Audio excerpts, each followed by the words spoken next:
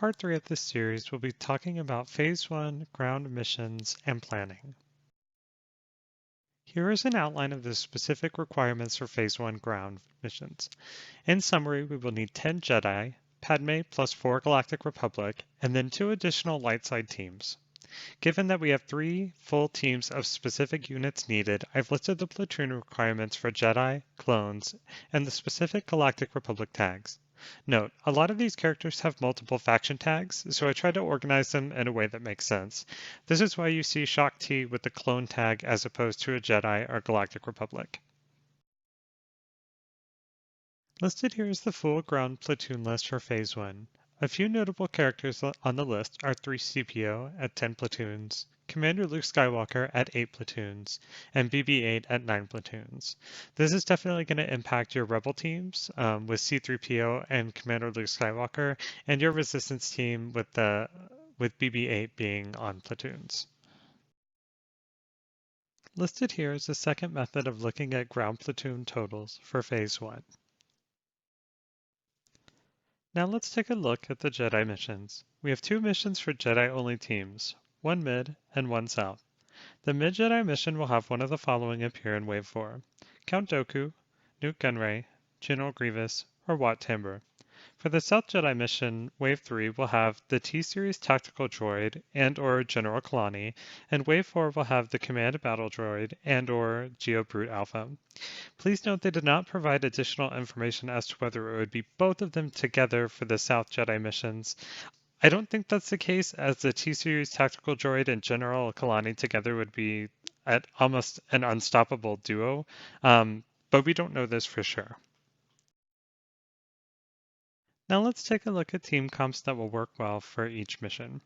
Starting with the South Jedi mission, I'm recommending Jedi Knight Revan lead with Old Republic Jedi. The best additions to this team will be non-Galactic Republic Jedi. The reason for this is because General Kalani having the potential to appear in this wave. General Kalani adds plus 20% more damage to her team for each Galactic Republic character on your team. If you take additional Galactic Republic Jedi into this phase and General Kalani is there's definitely potential for her team to kill you outright. Jedi Knight Revan will make something like Geo Alpha harder in the last wave, but I think this is something you'll simply have to work through and refine the remaining slots according to what might work best for your roster. With the South Jedi team set, let's look at some options for the mid Jedi squad. Grandmaster Yoda or General Kenobi lead are ideal here. Both provide a host of benefits covered in my Part 1 video. If you aren't using Anakin and Ahsoka with Padme, then using them here with General Kenobi gives you plenty of damage and utility, along with something like Hoda and Barriss to really maximize those full team heal assists. Any of the 4 random elites that can appear in Wave 4 will provide their own challenges. However, I think either of these teams can stand up to the challenge. Note, I think General Grievous is going to be the hardest in Wave 4 for sure.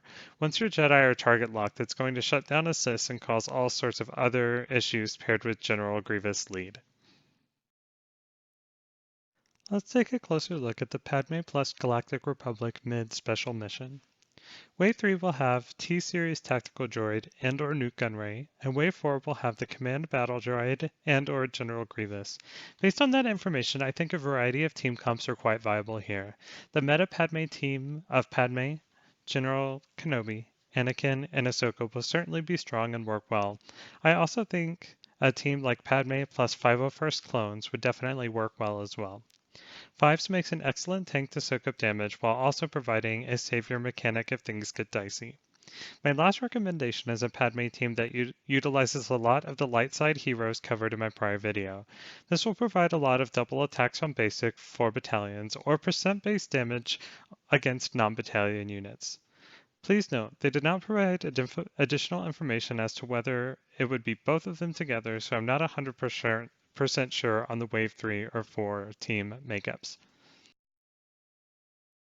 Now that we have covered the 10 Jedi and the Padme Galactic Republic team that are needed, let's look at the remaining 2 combat missions. For these missions, we can use any 5 light side characters.